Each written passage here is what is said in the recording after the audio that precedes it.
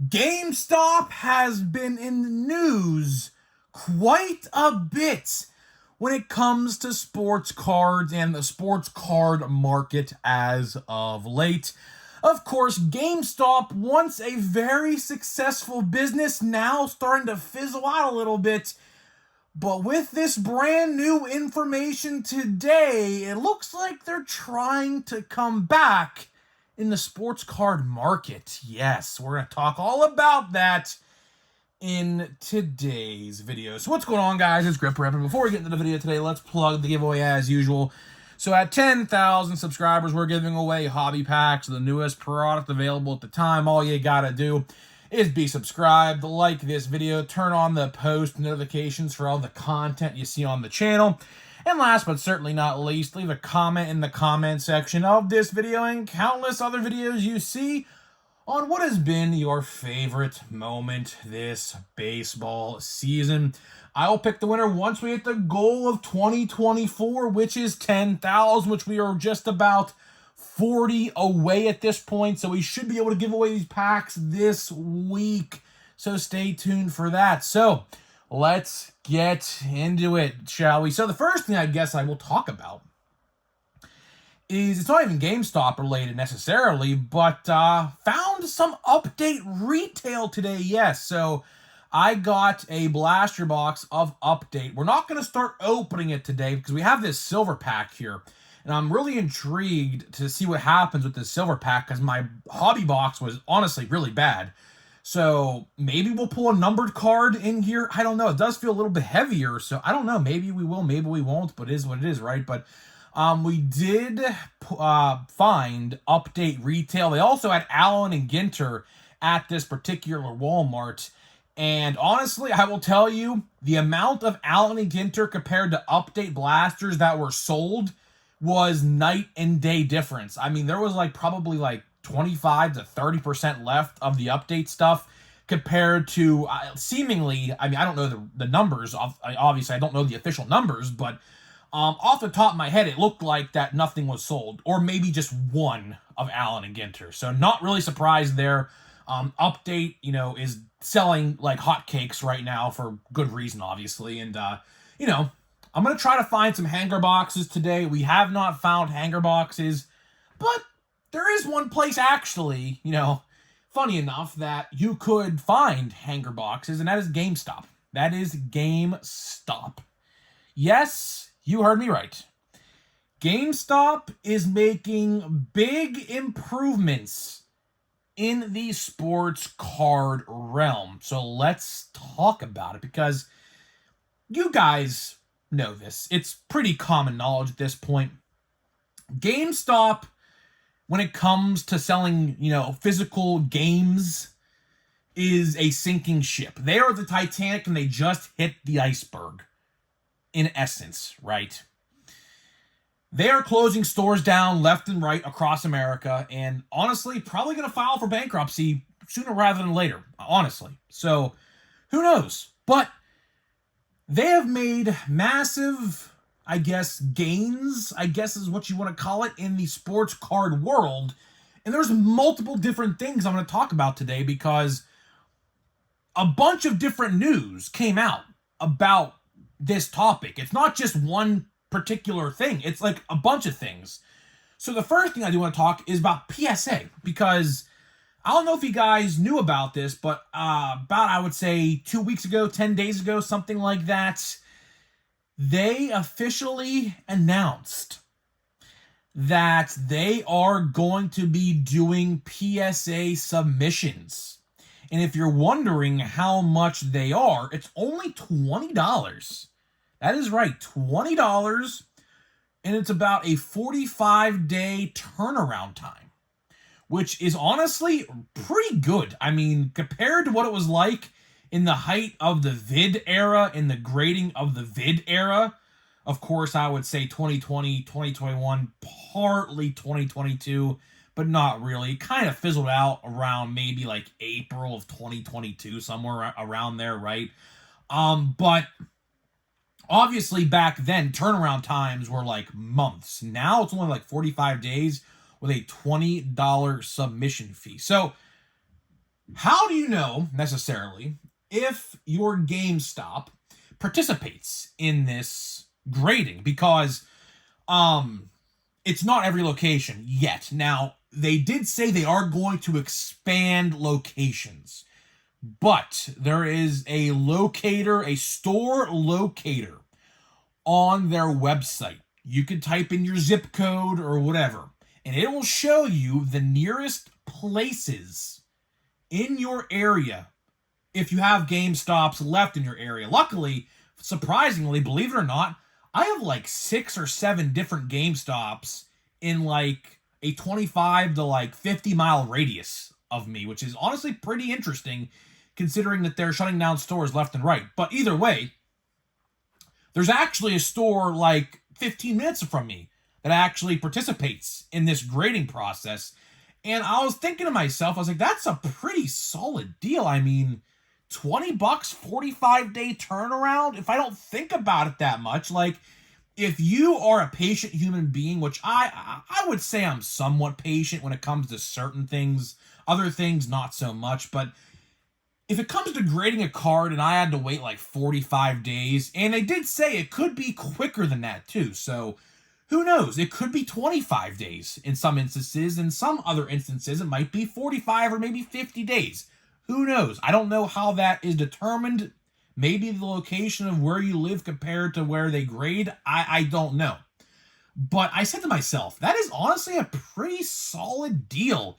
I can definitely see a reality where people are going to start grading their cards out the wazoo from GameStop, and this is just one thing, just one little minute detail in this video I wanted to highlight because it gives you the opportunity to grade cards.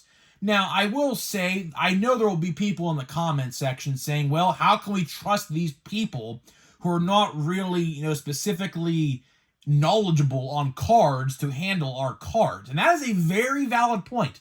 That is a very valid point someone will probably bring up in the comments. And that's something you just have to, like, I guess, trust them. So if you trust your store, trust the people to handle your cards. Now, I will say, I wouldn't go in there and try to grade, a $400 or $500 card. Start with something small. That's what I would say. Like, for example, this Shohei holiday card right here that I pulled out for the Christmas setup, right? I wouldn't have a problem because I actually have a duplicate right here, actually. So there's another one on the screen if you couldn't tell right there. But I wouldn't mind sending something away like that just to see if it came back. So that way, maybe in the future, I could, maybe trust them to send something more valuable, right? So I could definitely see where people might have a problem with that. But honestly, they really don't. At the end of the day, those people, when it comes to sports cards who work at GameStop, I don't want to be, stereotypical, but those people who work there probably give two shits about sports cards. They're more into Pokemon cards, honestly. But you can grade those too, by the way, but that's aside the point. So the next thing I do want to get into, which is really the really big topic of the video, is GameStop is expanding their sports card sections. Now, what exactly do I mean by that? You see, what if I told you they're going to start selling hobby boxes? Yes, you heard me correctly. They are going to start selling hobby boxes of products very soon. Case in point, Star Wars. I know a lot of people might not collect Star Wars in here, but it is a Topps brand. Star Wars is a Topps brand at the end of the day, right? They pre-sold hobby boxes of the upcoming Chrome Star Wars products on their website, and you could pre-order in store as well.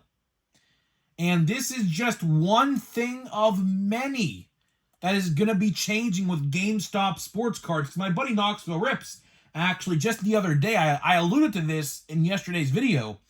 Some GameStop employee took a picture of like a sell sheet of some kind, highlighting the different products coming out, and they're street dated, which obviously, if you don't know what a street date means, it means you can't sell this product until blank day, right?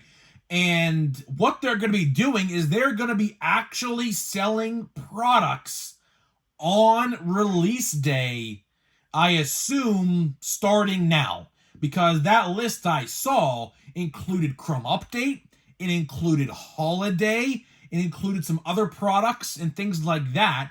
But I imagine, if you want to go to a GameStop to buy a box of whatever, like Stadium Club, for example, I guess most stores, if not all of them, are going to be carrying hobby boxes of cards now.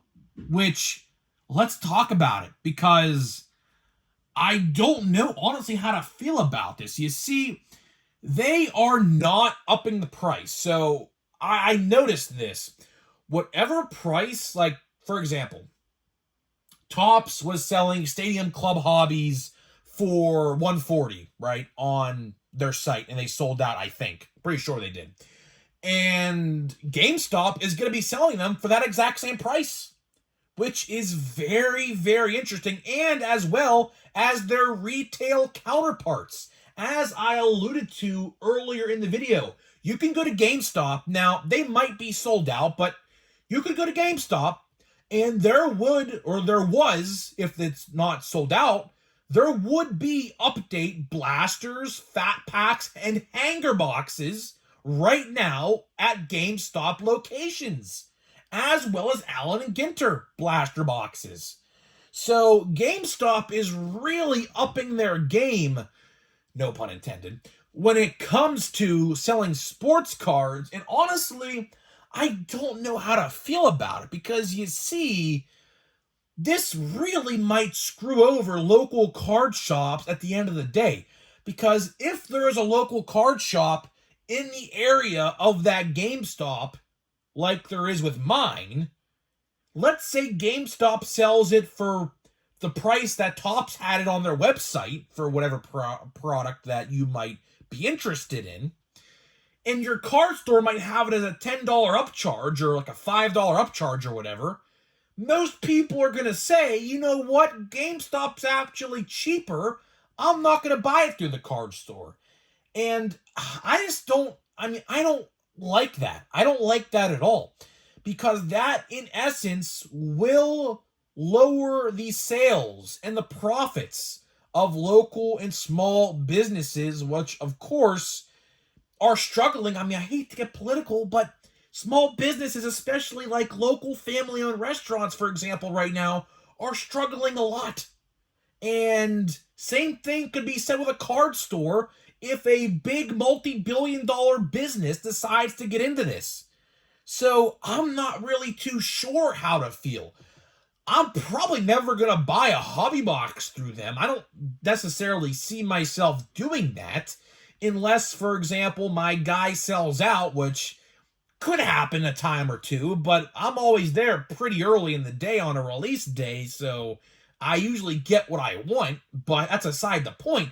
I will say, I could definitely see myself buying a blaster box or something like that, or a hanger box through them, because their prices are actually the same as Walmart and Target. A hanger box is $12.99, which I believe is the standard price, which, of course, they were $11.99, now they are $12.99, so they went up $1 for whatever reason. I don't know. Whatever. Screw it. Whatever, right? Blaster boxes through them are the same as Walmart and Target, so I look at it as this. At the end of the day, I look at this information as this.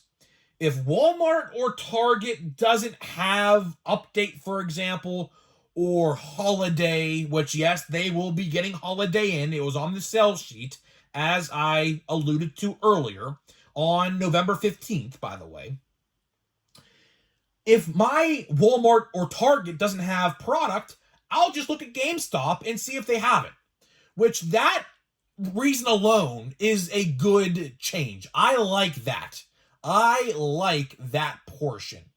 But the other portion of the hobby box sales, I necessarily do not agree with, because that will drive down business at a card shop. That will. Unless the card shop matches GameStop's price, people will not go to the card shop and rather go to GameStop for their product. So I'm not really too sure how to feel about that. Of course, GameStop themselves is a sinking ship. I understand it. They are trying to revive themselves any which way they can because realistically, they're probably, give or take, I would say probably 2 years away, if not less, than filing for bankruptcy and shutting down every store. Realistically, that's what I could see. Because GameStop, people nowadays buy video games digitally, me included. I don't go to a midnight release to buy a physical edition of a game anymore. I don't do that. I used to do that. I very much used to do that as a teenager and a little kid, but now, they sell games online, same price, you get it exactly when it comes out, and you don't gotta wait in line at 12 o'clock at night at a local GameStop to get it. So, GameStop is kind of becoming a thing of the past, and they are trying to revolutionize themselves, so I can give them credit where credit is due, but I think they're stepping a little bit too far out of their own, category.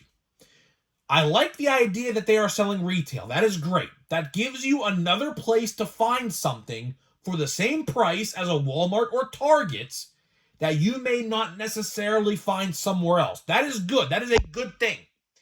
But the hobby side of things, I don't necessarily agree with. So we'll have to wait and see what happens. I don't know exactly how much allocation they would get.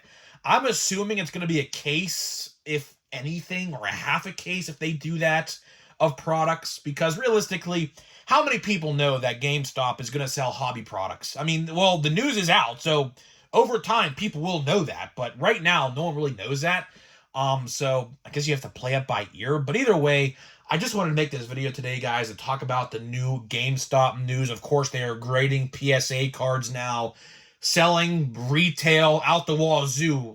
I'm gonna try to go to a GameStop today and take a picture of their game, or their card section, I should say, and see what it looks like. Because I actually haven't been to a GameStop seemingly probably since earlier this year, like April or May or something like that. So it's been a little bit. So maybe I'll go in there today because I am going to be in a spot where there is a GameStop. So I'll probably poke my head in there and see what happens. So either way, guys, that is all I got for you. That is all I got for you today. So before we get out of here and open this silver pack of update, let me tell you about today's sponsor of the video. So this video today is sponsored by SeatGeek.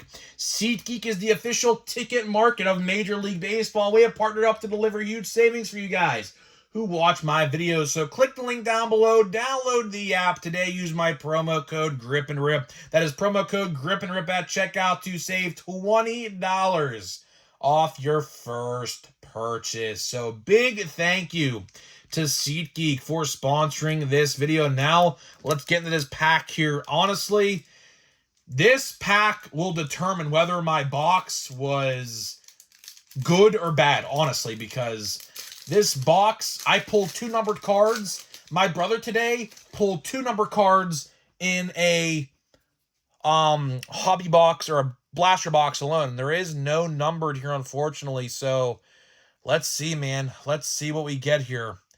Addison Barger, that's a good one. My buddy is a Blue Jays fan, so shout out to him. Let's see here what else we got. We have Zach Wheeler. I do see yellow. That is exciting. That yellow there is exciting. Because obviously, I'm a Pirates fan, and I would really love for this to be Paul Skeens. I don't really know how many other teams have a yellow border in this product. Maybe the Tampa Bay Rays do. I don't know. That could be one. I don't know. Let's see here. Yep. Yep. I figured. Too good to be true. Too good to be true. So that silver pack was an absolute doom. Not a boom, a doom, to say the least. So, and then there's this card, I don't know, collecting the hobby, tops.com. Okay, fine and dandy. Okay. Well, I can officially say my hobby box of update was bad. 2 numbered cards, not really worth it. 1 singular gold, a relic, which was damaged, and a base pack. Not even a Paul Skeens silver pack card. Ugh, that's whatever. I'll just buy it on eBay, whatever. Either way, I'm getting out of here. Let me know what you think, and I'll see you guys in the next one.